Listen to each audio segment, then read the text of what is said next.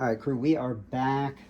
I get a fair amount of questions on buffer setup, so I wanted to go ahead and run through different options out there, as well as, where I started, where my buffer setups are now, as well as, a few other things to consider looking at when you are looking to address your buffer setup. So to kind of kick this off, I started years back when I started building, not knowing any better. I would buy kits with carbine buffers and carbine springs, again, not knowing any better.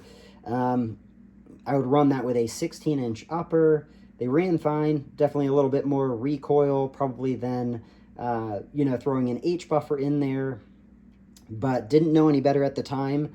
And, as I got more into building, looked at doing some shorter setups. If you follow along, I'm big into 11.5s, have a few of them, and run suppressed. So adding the extra gas in the system and running shorter throws a little bit more into the system itself. So ultimately, at one point when I started running suppressed, and everybody says this, test your setups out in different temperatures, different variables.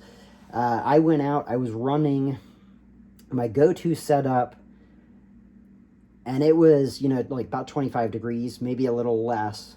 And the gun started to have some cycling issues. And that was with, again, this was with a standard carbine spring, carbine buffer. And what I wound up learning was my gas block and gas tube were dumping gas out. Both of them. At the bottom of the gas block itself, as well as the gas tube right at the insertion point into the gas block was just dumping gas. So ultimately wound up switching to a Sons of Liberty gas block and gas tube. And with that, there was a hell of a lot more gas into the system. The efficiency of it was way more. And at that point, I learned that the buffer setups that I had been using, the carbine ones, were not sufficient enough. So I increased the reliability of that setup, but also added a ton of recoil. So I mention that because when you are looking at your buffer setup, do check out those other areas. Make sure that they are efficient. Everybody says it. Test them out in different elements, different temperatures, and assure your setup, ultimately functions properly. So going from that, I brought one of my blowers out here. I have my Sons of Liberty scalper. This has a H2 buffer in it and a Springco blue spring. That is ultimately what I run on all of my 11.5s suppressed. Now, their blue spring is a 15% increase over the standard carbine spring. I find that works well for me. I do have, some uppers that are a little more gassy than others. That is, again, another variable that when you are considering what buffer setup to use, I ultimately utilize, and I will plug it into the video here, I utilize the Geissele chart, and it outlines pretty good guidelines of what buffers are recommended. And I say recommended because it may not fit your build depending on how it is. Every build, whether it is something you've built or whether it is a factory build, the gas may be different between two guns coming out of the same factory. So with that, you may have different buffer requirements than, your buddy with the exact same setup. So something to be aware of. Again, check your parts, your BCG, your gas block, your gas tube. Make sure you aren't just dumping gas out. And if you are running suppressed, obviously that does need to be taken into account. If you are running suppressed or not suppressed, you may want to go, either higher or lower. In my particular case, I went with the H2, and you will see on the Geissele chart that they ultimately, if you're running unsuppressed, recommend a H2 or a H3. In my case, I erred towards the H2 simply because I wanted to have that reliability, whether I was suppressed or not suppressed. And ultimately, my go-to setup And I did a video on that. Definitely check that out. It's smooth. I do not see the need to throw an H3 in there and potentially compromise the reliability by adding a little bit extra to the system. As well as, I mean, if you're looking at historically when Colt did their 11.5, and I saw this on a YouTube a while back, but they used H2s. So an 11.5 inch was specifically built around an H2 with obviously Colt's gas port sizing and their spec. But that was something that I took note of with my 11.5 was, all right, well, that's what Colt ultimately recommended. Obviously, adding a can, I have a little bit more in there, and with that, that's where the blue spring comes into account for me to account for a little bit more of the recoil or that is coming back from the BCG. So let me dive into a little bit more of what we have on the table here, but we do have the Springco Red Spring, which this one should be a 25% increase over your standard mil-spec carbine buffer. So a little heavier, and that is something that whether you're running, if you're running 11.5 suppressed and you feel, and you have an H2 and a blue spring and you feel that that is, you know, not enough for you, you've got a lot more gas in the system, ultimately this is a cheaper option than throwing in a, you know, an H3 buffer. You can pick up one of these guys off Brownells for about 20, 22 bucks, and add that extra 10% in the spring versus just adding the weight into the carbine buffer itself. And that was one thing when I was researching what to do with an 11.5 suppressed, outside of looking at, you know, Geissele's chart, I was doing some reading on what others out there were doing, and some were running a red spring with an H2, or they were running, you know, the blue spring, so the one I have in here, but they were running an H3. So different options there is what you can do to kind of balance your system out, whether you're using a spring or you are using the buffer itself. There are options there. I brought out, just for the sake of showing you, I have this is the Springco White Spring. The White Spring is their standard carbine buffer spring.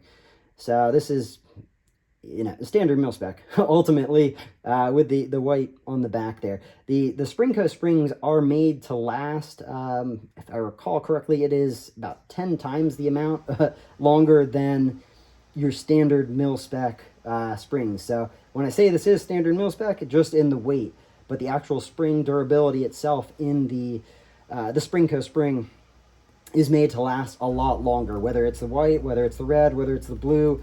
I highly recommend these. Again, I'm running them in all setups right now. Outside of that, the other thing that I wanted to touch on was, obviously, there are the Geissele Super 42s out there. Let me pull this out. That H3 back there came with my URGI, which I am working on building a lower out for.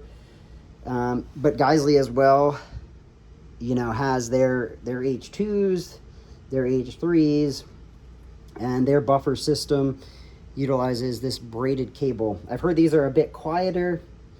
I have not thrown any of these in my buffer tubes yet. I've used some of my buddies. It's been a while, but I do recall them being a little quieter. One thing to note with the Geissele buffer system, the Super 42 here, is that the buffer and the spring itself are, I've heard some have pulled off interchanging them, but they are supposed to be, you know, proprietary. I think you can force this up over the lip, but it is a pretty big difference in the ledge of the buffer itself. So something to be aware of there is that if you do dive into the Super 42 system, that ultimately you are kind of locking yourself into Geissele's buffers as well as their springs. Nothing wrong with that. I mean, they are smooth. I do find, again, their chart, which I plug in earlier in the video there, does help out pretty well as far as figuring out what buffer, at least for a good starting point, because again, every every rifle setup can be different, gas port size, or just in general functioning and efficiency of parts.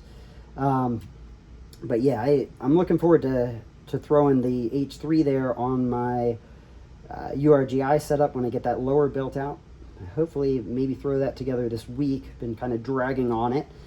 And then this H2 I actually had laying around from a Geissele buffer tube that I picked up for another lower that I've been working on. So this has actually been sitting for a little bit as well. So, and another thing I wanted to mention that is a great option for those of you that are looking for, again, kind of that in between, is the Griffin AR15. So that is the suppressor optimized buffer. This ultimately has kind of a, a dead blow design that as the bolt kicks back, it hits this, and it's supposed to kind of deaden the blow and alleviate some of the recoil. I bought this a while back, and if you watch some of my other videos, I'm a little bit of a victim of habit, so I have not thrown this in one of my setups yet, but I am very anxious to test this out as well and see exactly what the difference is. So definitely going to be playing around a little bit more with buffer setups as far as the Geissele's, and then this I will likely pair with a blue spring, which is what on Griffin's site they ultimately paired a spec with this. So if you are looking at one of these, you can find these definitely over on Griffin's site, and you will want to pick up one of either their blue springs or a Springco blue spring, because Griffin does offer their own buffer springs as well, and they do, again, it's the same thing. If it's a blue, it's a 15% increase in the spring, so in the power of the spring. So another great option if you are running suppressed. The weight on this, and again, I don't want to get too stuck on the weights, because ultimately the Geissele chart does a really good job of stating which one you need without telling you the weight. But the weight on this is a 4.9. So, for example, my H2 in here, this is a Noveske H2. If I remember correct, this is I want to say it's a 4.8 ounce buffer. Your original H2s were a 4.6, if I remember correct. And so ultimately what you're getting there with the Griffin, and Griffin calls this out on their site, is this is meant to be kind of your in-between H2 and H3. So it's right in the middle there. Great option, honestly, for, again, what I'm doing with my stuff where I want to have the reliability suppressed or unsuppressed.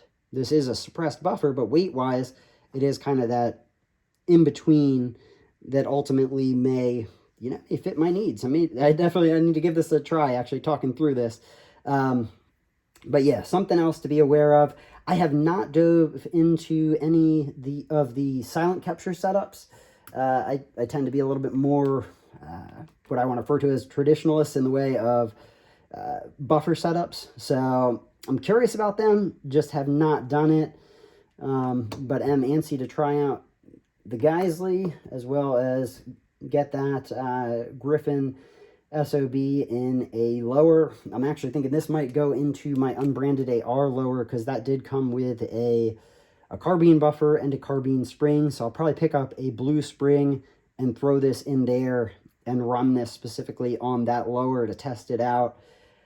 And then maybe I can do some comparisons between, your standard Springco setup with a standard buffer, the Geissele, and our Griffin. But yeah, guys, that's what I got for you today. Just wanted to kind of run through that, because I do get a lot of questions on buffer setup. So ultimately, I do lean on the Geissele chart as kind of a starting point.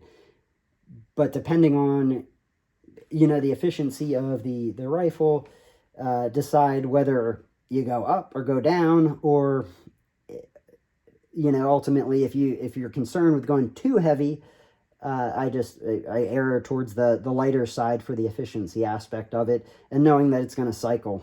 So that's my thought process behind it. If you got something different, opinion-wise, please share it down below. Always up for learning and absorbing other people's knowledge.